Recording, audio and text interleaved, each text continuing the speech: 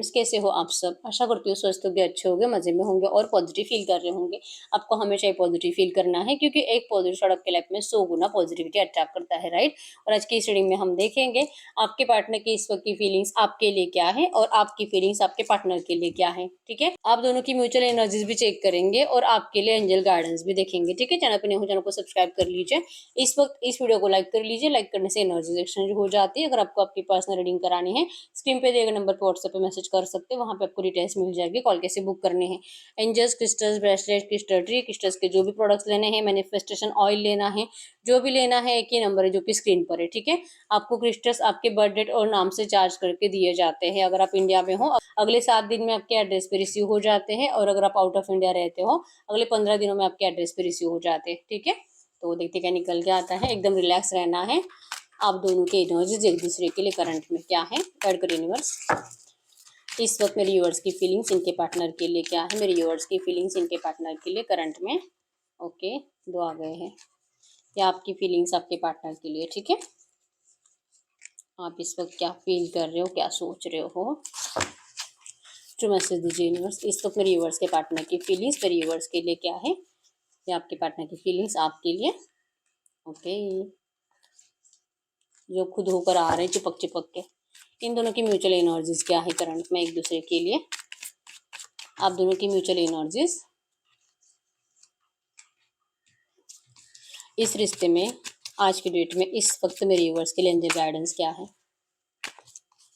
इस रिश्ते में आज की डेट में इस वक्त मेरे व्यूअर्स के लिए एंजल गाइडेंस क्या है ऐसी सिचुएशन में। ये आपके लिए एंजल गाइडेंस है, जिसे हम एंड में देखेंगे। ठीक, और बॉटम में है व्हील ऑफ फॉर्चून। वाह, व्हील ऑफ फॉर्चून आया, मतलब कि चाहे जो भी आपके रिश्ते में, किस्मत का पहिया जरूर घूमेगा, सब कुछ अच्छा होगा, हैप्पी रिलेशनशिप बनेगा। इवन आप दोनों ही इस रिश्ते में हैप्पी रिलेशनशिप चाहते हो, अच्छे टाइम का इंतजार कर रहे हो, और भरोसा है कि सब कुछ अच्छा होगा। भगवान आप दोनों का साथ जरूर देंगे, आपको आपका प्यार जरूर मिलेगा, बहुत जल्दी आपको क्लैरिटी मिलेगी, और आपको लगता ही नहीं है कि ये रिश्ता कभी भी खत्म हो सकता है। आप दोनों का प्यार एक दूसरे के लिए बहुत ज्यादा ट्रू है। ठीक है, बॉटम की एनर्जीज व्हील ऑफ फॉर्चून, मतलब करंट एनर्जीज में आप दोनों ही डिवाइन टाइमिंग का इंतजार कर रहे हो कि इस रिश्ते में कंप्लीशन जल्दी से जल्दी आ जाए। आप दोनों ही करंट एनर्जीज में डिवाइन टाइमिंग का इंतजार कर रहे हो। ठीक है, अगर आपकी इस वक्त की फीलिंग्स की बात करूं, फिर से वर्ड आया है, वर्ड शो करता है कि इस वक्त आप अपने पर्सन को लेकर बहुत ज्यादा पॉजिटिव हो, इस पर्सन को लेकर बहुत ज्यादा पॉजिटिव हो। इस रिश्ते में कंप्लीशन का आपने बहुत टाइम से इंतजार करा है। ये पर्सन आपकी सोलमेट है। आपको इनके अलावा कोई और कभी अच्छा लग ही नहीं सकता। ये आपको कहीं ना कहीं सबकॉन्शियस में फिट है आपके। ठीक है, आप दोनों ही डिवाइन कनेक्शन में हो। आपको यही फील होता है कि हर जन्म में आप दोनों एक दूसरे के साथ थे। हो सकता है कि आप लोग लॉन्ग डिस्टेंस रिलेशनशिप में हो। ठीक है, लेकिन फिर भी आपको यकीन है कि ये पर्सन आपके अलावा कभी किसी और के हो नहीं सकते, और ये आपके पास जरूर लौटेंगे। अगर आप दोनों में करंट में नो कांटेक्ट चल रहा है तो, और अगर आप लोग कांटेक्ट में हो तो आप दोनों एक दूसरे के लिए परफेक्ट हो। आपके पर्सन को आपको दिल से लगता है कि ये पर्सन आपके लिए परफेक्ट है, आप दोनों का जरूर मैरिज होगा। ठीक है, ये पर्सन आपके विश फुलफिलमेंट है, और आपको जैसे कि अगर इस पर्सन से आपका मैरिज हो जाता है तो आपकी जिंदगी की सबसे बड़ी अचीवमेंट होगी। आप चाहते हो कि ऐसा होना चाहिए, लेकिन आपको डर लगता है। लेट गो की एनर्जीज में आप हो कि आपने बहुत टाइम से इस रिश्ते को डिवाइन पे सरेंडर करके रखा है। मतलब कि जैसे मैंने बोला कि कुछ लोग नो कांटेक्ट में हो सकते हैं, कुछ लोग कांटेक्ट में हो सकते हैं। ठीक है, तो जो लोग कांटेक्ट में है उनकी तो बहुत ही इच्छा है मैरिज करने की, लेकिन डर तो लगता है कि जैसे आप सोच रहे हो अगर वैसे नहीं हुआ तो। आप अपने आप को बहुत ज्यादा पॉजिटिव माइंडसेट में रखते हो, एफर्मेशंस बोलते हो, टेक्निक्स को यूज करते हो, भगवान से भी कनेक्टेड हो, और बहुत अच्छा सोचकर अपनी जिंदगी बिता रहे हो। लेकिन फिर भी कहीं ना कहीं 24 घंटों में एक बार तो ये थॉट आ ही जाता है कि इतना सब करने के बाद भी अगर कुछ अच्छा नहीं हुआ तो। डर लग रहा है आपको। लेट गो तो बहुत टाइम से कर दिया, मतलब कि ना तो आप इस पर्सन के लिए एफर्ट्स लगाते हो, ना ही इस पर्सन को जैसे कि बार बार कॉल मैसेजेस करते हो, लेकिन फिर भी आपको इस पर्सन को खोने का बहुत डर लग रहा है। ठीक है, लग रहा है कि पहले तो आप इनके लिए बहुत एफर्ट्स लगाते थे, और सडनली अगर आपने इनसे बातचीत करना जो बंद कर दिया है, अगर इनको लगा तो कि सच में आपको ये पर्सन चाहिए ही नहीं, इसलिए आपने इनके लिए एफर्ट्स लगाना बंद कर दिया है, तो क्या आपको एफर्ट्स लगाने चाहिए? क्या आपको इनसे सामने से बात कर लेनी चाहिए? इस तरह से आपको बार बार फील होता है, और आपकी हिम्मत टूट जाती है। ठीक है, आप बार बार सोचते हो कि चलो मैं एक और मैसेज कर ही लेती हूँ, लेकिन उसी टाइम पे आपको याद आता है कि इन्होंने लास्ट टाइम आपको क्या गलत बोला था, और फिर आप अपने एक्शंस को रोक लेते हो। आपको डिसीजन मेकिंग प्रॉब्लम हो जाती है। फिर आप अपने आप के ऊपर ध्यान देना स्टार्ट करते हो, अपने सेल्फ ग्रोथ पर फोकस हो जाते हो। लगता है कि जिंदगी में कोई किसी का नहीं है, सिर्फ हम ही अपने होते हैं, खुद ही खुद का ख्याल रख सकते हैं, खुद ही खुद के लिए कुछ अच्छा कर सकते हैं और फिर आप अपने एम्बिशंस को फॉलो करना स्टार्ट कर देते हो। ठीक है, चाहे कितना भी दिल करे इस पर्सन से सामने से बात करने का, आप अपना फोकस हटा लेते हो और दिल से चाह रहे हो कि जल्दी से जल्दी ये रिश्ता सही हो जाए। इनसे दूर रहना मतलब कि आपके लिए बहुत ज़्यादा स्ट्रगल का काम है। ठीक है, इस ऑन एंड ऑफ सिचुएशन से आप पागल हो रहे हो, परेशान हो रहे हो। ठीक है, लेकिन आप इस पर्सन को ये दिखाना बंद कर चुके हो। रिग्रेट है आपको अगर ये पर्सन आपके पास नहीं लौटेंगे, जो आप अपने आप को इतना मोटिवेट करके रखते हो, इतना ज़्यादा अच्छा अपने अपने आप को बना लिया है कि कॉन्फिडेंट, मतलब कि चाहे कोई आकर भी आपको बोले ना कि ये पर्सन कभी नहीं लौटेगा, फिर भी आप यकीन नहीं करोगे उस बात के ऊपर। आप अपने आप को इतना पॉजिटिव रख रहे हो, लेकिन अगर सच में ऐसा नहीं हुआ तो आप तो पास्ट में स्टक रह जाओगे और हमेशा आपको गिल्ट रहेगा कि आपने इमोशंस में किसी गलत पर्सन को चूज कर लिया और आप कभी भी अपने आप को माफ नहीं कर पाओगे। आपको बहुत ज़्यादा डिसअपॉइंटमेंट फील होगी। इवन करंट में भी आपको, जैसे मैंने बोला कि दिन में एक आध बार तो नेगेटिव थॉट आ ही जाता है, तो आपको रोना आ जाता है, बुरा लगता है और स्ट्रेस क्रिएट हो जाता है। और ये गुस्सा, मतलब स्ट्रेस में ना तो आप खाना पीना ठीक से खाते हो और जो कि गुस्सा आता है तो गुस्सा आप अपने परिवार के ऊपर उतारते रहते हो। ठीक है, तो कुछ भी करके अगर ये पर्सन के साथ आपका न्यू बिगिनिंग नहीं हुआ, अगर ये पर्सन आपके पास नहीं लौटे, तो शायद ही आप मतलब अपनी जिंदगी में कभी खुश रह पाओगे, ऐसे आपने मान लिया है। ठीक है, आपका बहुत दिल है सामने से एक्शंस लेने का, लेकिन आप एक्शंस नहीं ले रहे हो। आपको लगता है कि ये पर्सन, जो भी आपके रिश्ते की प्रॉब्लम से, जो भी आपके रिश्ते के ऑब्स्टेकल्स है, आपके पर्सन उसे सॉल्व करे या आपके लिए स्ट्रांगली स्टैंड ले, खुद आपसे बात करे और इस रिश्ते के न्यू बिगिनिंग के लिए एफर्ट्स लगाए। आप तो अपने परिवार को मना ही चुके हो, आपके परिवार वाले मना नहीं करेंगे। अगर आपके पर्सन के परिवार वाले हाँ बोलते हैं तो आपके पर्सन अपने परिवार वालों को मनाकर आपके पास जरूर अपना आपसे मैरिज करने के लिए, आपका हाथ मांगने के लिए आए। ठीक है, आपका बहुत दिल है इस पर्सन से मैरिज करने का, लेकिन चाहते हो कि ये पर्सन अपने एनर्जीज आपको दिखाए कि जितना आप इनको चाहते हो ये भी आपको उतना ही चाहते हैं। ठीक है, आप इस पर्सन को नहीं भुला पाते और इसी रिश्ते में आपको स्टेबिलिटी चाहिए। करंट सिचुएशन के बारे में आप बहुत ज़्यादा सोच रहे हो और करंट में चांसेस बहुत स्ट्रांग है कि थर्ड पार्टी सिचुएशन में आप हो।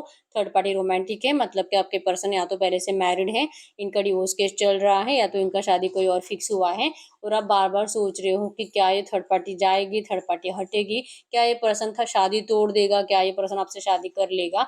आप ये करंट में ज़्यादा सोच रहे हो और आपके दिल से इच्छा है कि ये पर्सन ऐसा ही करे। ठीक है, आप पेशेंस रख रहे हो, आप कुछ बोल नहीं रहे हो, लेकिन इच्छा बहुत है कि ऐसा होना चाहिए।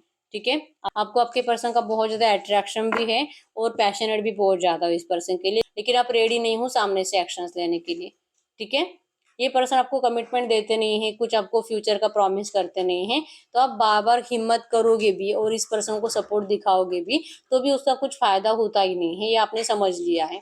इसलिए आपको तकलीफ भी होती है, बुरा भी लगता है, लेकिन फिर भी आप इस पर्सन से अपने आप को दूर रखने के लिए मजबूर हो। आप इस पर्सन के लिए सामने से बिल्कुल भी एक्शंस लेते हुए दिखाई नहीं दे रहे हो। ठीक है, नहीं लेना है आपको, इंतजार है कि ये पर्सन सामने से एक्शंस ले।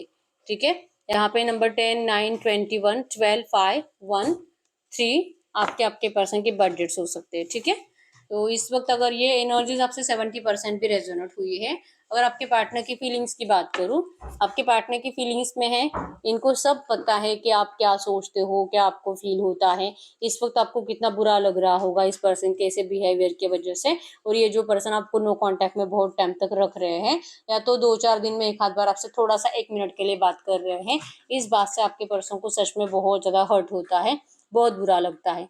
अकेलापन इनके अंदर बहुत ज़्यादा है, लेकिन ये सच्चे दिल से आपको कह रहे हैं कि आप दोनों में जो भी डिस्टेंस आया है, जो भी इमोशनल डिस्टेंस आया है, इसके जिम्मेदार तो आपके पर्सन ही है। लेकिन फिर भी आप यकीन करिए कि ये पर्सन का प्यार आपके लिए सच्चा है, ये आपको प्यार ऑफर करना चाहते हैं, इनका अट्रैक्शन भी आपके लिए ट्रू है, ट्रू जेन्युइन लव है। और ये पर्सन जो आपको बहुत टाइम से कमिटमेंट के लिए तरसा रहे थे, आप जिस टाइम का इंतजार कर रहे हो, आपके पर्सन भी सेम उसी टाइम का इंतजार कर रहे हैं। इनको आपके लिए रोमांटिक फीलिंग्स बहुत ज़्यादा है, और जो कि मतलब जो आपके साथ आपके पर्सन जैसे चाह रहे हैं, आप जैसे चाह रहे हो कि आप दोनों को लाइफ टाइम एक दूसरे के साथ रहना है, ये इच्छा दोनों की है, लेकिन जैसा कर नहीं पा रहे। इस वजह से आपके पर्सन अपनी नज़रों में झुक चुके हैं बहुत ज़्यादा, मतलब इनको बुरा लगता है कि आखिर ये अपने हर एक कोशिश में नाकाम क्यों हो रहे हैं। ठीक है, आपके पर्सन बहुत ज़्यादा कंफ्यूज है, आपसे अभी बात करे, कल करे, परसों करे, कब करे। ठीक है, अपने आप को हिम्मत नहीं दे पाते, ये डिसाइड नहीं कर पाते कि अपना ये ट्रू लव आपको शो करें।